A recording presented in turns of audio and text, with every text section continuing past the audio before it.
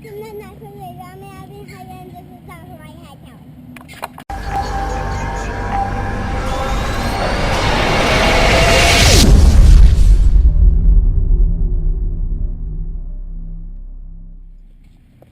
Welcome to Knife Reviews. I'm your host, Joshua Hightower. And this is my partner, Evan Hightower. Hello.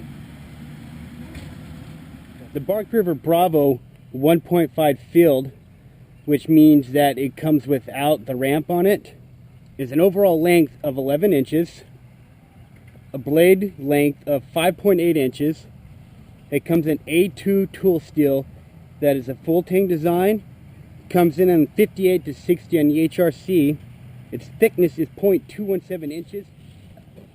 Next week we're planning on doing the Kilimanjaro Kibo. As with all of our bushcraft knives, we're going to go over 5 categories that we score on 1 to 10. They are chopping and batoning, and cutting, feather sticking, spine scraping, and ferrule rod usage.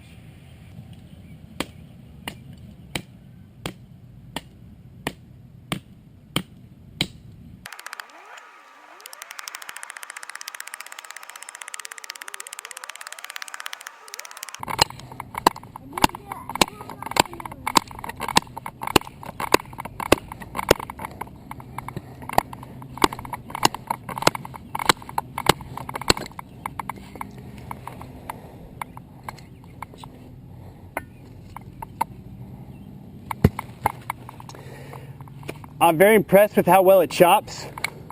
It has a really nice convex grind on it, and it's just chopping right through this stuff.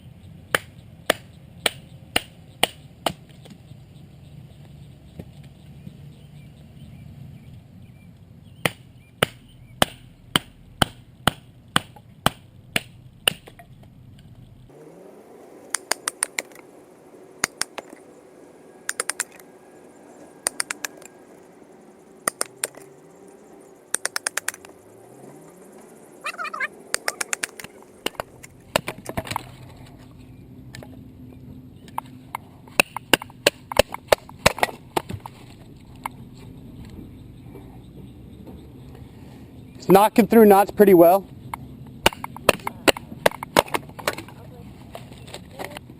And as always, you want to make sure you have edge integrity so it stays sharp even after aggressive batoning and chopping. And this thing is cutting very, very well to baton with, and it feels good in the hand. It feels solid, like a good solid car door when it slams. This feels like a solid piece of steel. It keeps a good edge retention even after batoning and chopping. So for batoning and chopping, we're going to give this 9 out of 10.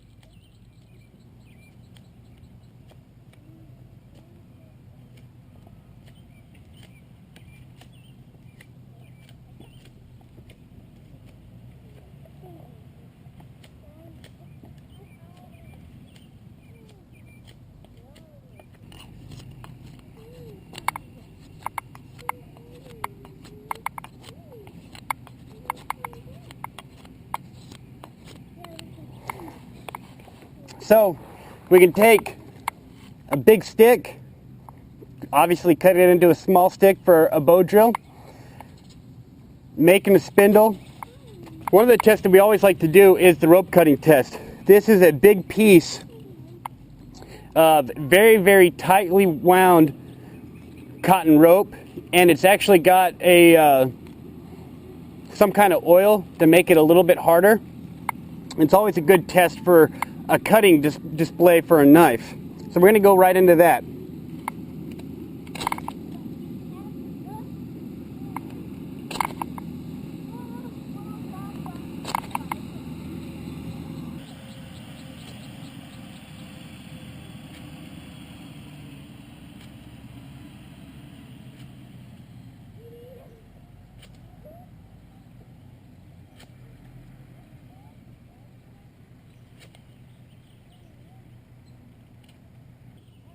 The last quick test that I want to go over is cutting cargo tape. And this is not just the regular cargo tape, this is that Gorilla Tape. I have 20 feet of Gorilla Tape folded up, and that it's about 50 layers wrapped around, and it's both lengthwise and then it's wrapped sideways. So we'll see how it does on that.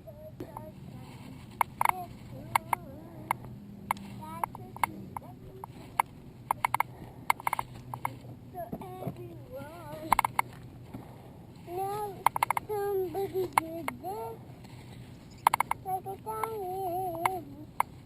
Then stepping.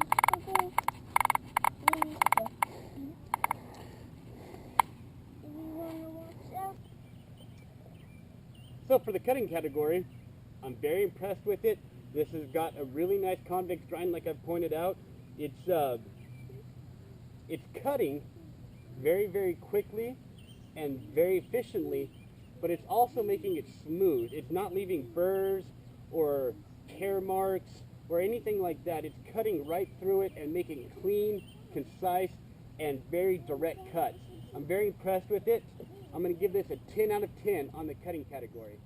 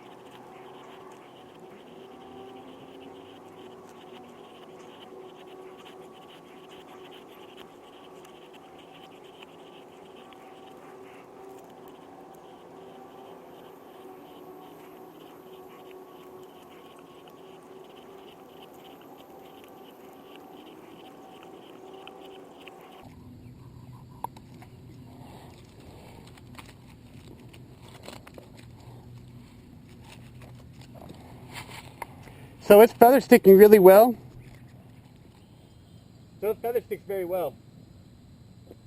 In fact, the only issue that I'm finding with it is that it has such an aggressive grind on it, meaning that it is so well designed for cutting that it takes so much out of wood material out of the cut that it's actually making it a little bit more difficult to feather stick with, because it wants to grab so much material.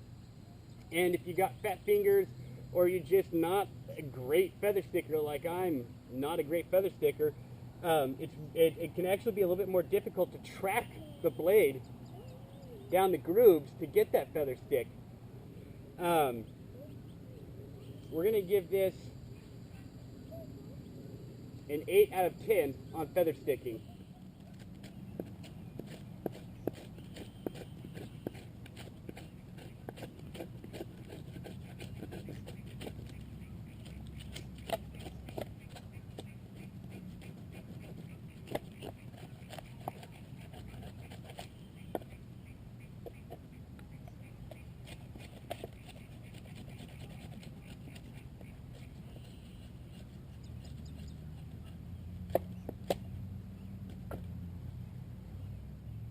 So it does okay scraping the bark, but what you can tell right off the bat is when you're feeling it, it's not very sharp. It's a 90-degree spine, but it's not. It's kind of smooth there actually. It doesn't bite in very well at all.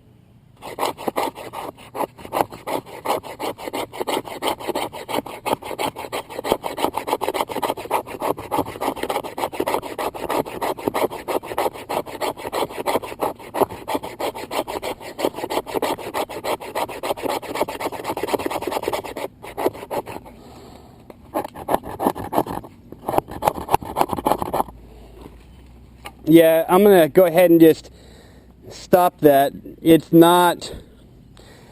just not doing very well.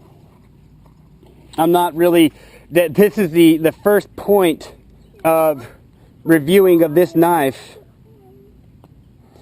This is the first point in reviewing this knife that I haven't been completely impressed with the category that we're going over. So for spine scraping, whether that is scraping really rough scales off of a fish, scraping bark off of a tree, scraping some dust off of a stick, just not entirely impressed by it. I really wish that there was a way for me to get around downgrading this. And like I said, I have no doubt in my mind that if you touched it up, that with the really nice spine that it has on it, and it's a very hard steel that keeps a very good edge for a very long time, and incredibly easy to sharpen, I absolutely have no doubt that touching that up, you'd be all right. But as it is, this is just as we get it, not as a modification. So with the modification, you'd have the ability to knock it up. But for spine scraping, we're going to have to give this a 6 out of 10 on spine scraping. The last category that we'd like to go over for the Bark River Bravo 1.5 is ferrule rod usage. Obviously, as I went over in the last discussion, if you touch this up, you're going to have a much more agreeable, sharp 90-degree spine. So I don't have high hopes, but we'll see how it goes.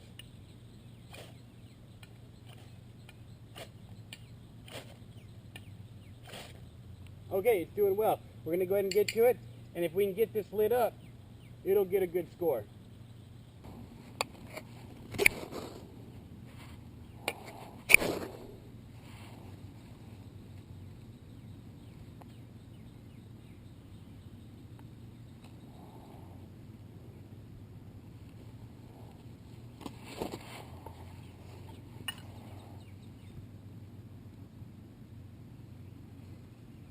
So there you go, it can spark it up.